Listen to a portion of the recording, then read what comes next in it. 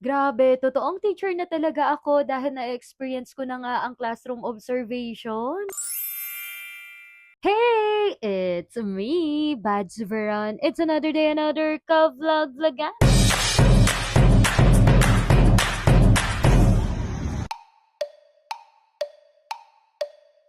And for today's kablaglagan nga mga kabads, isi-share ko sa inyo ang classroom observation journey ko. At syempre, uumpisahan na natin yan sa preparation. Dahil isa nga akong elementary teacher, kailangan magaganda at malalaki ang mga visuals natin. At ngayon nga, ang ginagawa ko ay big book. At ang kwento nga na piniprint ko ay The Three Little Pigs. By the way, ang mga pictures ng ito ay sinearch ko lamang po. At dito na nga ako sa PowerPoint na sanay mag-print pagdating sa mga big book or tar papel. Pero pwede rin naman po tayo sa Word or kaya sa Excel. At ang iba nga rin ay sa Publisher. Kaya nagustuhan ko nga dito sa PowerPoint dahil hindi ako nahihirapan nga maggupit ng bawat side at hindi nakakalito. At aminado naman nga ako, medyo matrabaho kapag gumagawa nga ako ng visual. Ginuguhitan ko pa nga ang mga ito para masigurado kong pantay. At ito nga yung cover na napili ko para sa Three Little Pigs. By the way, ang ginagamit ko ngang bond paper ay A4 size nga po. At pagkatapos, para medyo malaki nga,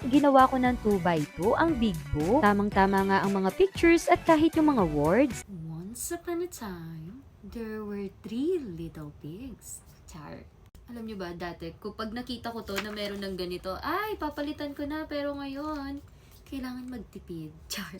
Hindi lang sa pagtitipid, naisip ko rin kasi talaga na kailangan ingatan natin, mahalin natin si Mother Nature.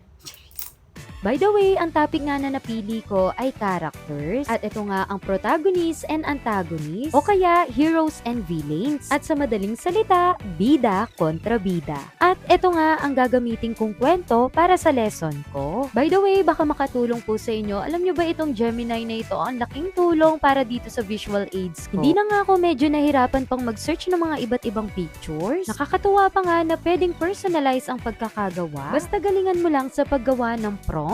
Nakakatuwa nga dahil saktong-sakto nga na dumating na nga itong laminating film. Grabe, hindi ko nga lubos akalain na sobrang kapal nga nitong laminating film. Saktong-sakto talaga para sa aking demo teaching. Nakakatuwa nga rin dahil kapag nag-a-affiliate ka, yung mga ibang bagay hindi mo na kailangan bilhin pa. At minsan nga ay sumasakto pa na talagang kailangan mo yung mga pinapadala nila. At tamang-tama nga para magtagal nga itong mga visual aids. At syempre, gusto ko pong humingi ng paumanhin sa inyo dahil hindi po ako nakapag-video during my demonstration. Unang-una po sa lahat, wala na po akong oras para mag-video. Pangalawa, medyo kinakabahan rin naman po ako syempre. At pangatlo, hindi rin po ako sigurado kung pwede pong mag-video. Pero wag po kayong mag-alala pag nagkaroon po ako ng postcon, isi-share ko po sa inyo. Parang kailan lang naalala ko yung sarili ko na ayaw kong maging teacher. Unang-una sa lahat, ayaw kong gumawa ng lesson plan at pinaka nakakatakot yung ma-observe. But now I can say, I love teaching, I love creating lessons, I love seeing students learn, and I love the challenge of improving myself. At bilang isang guro,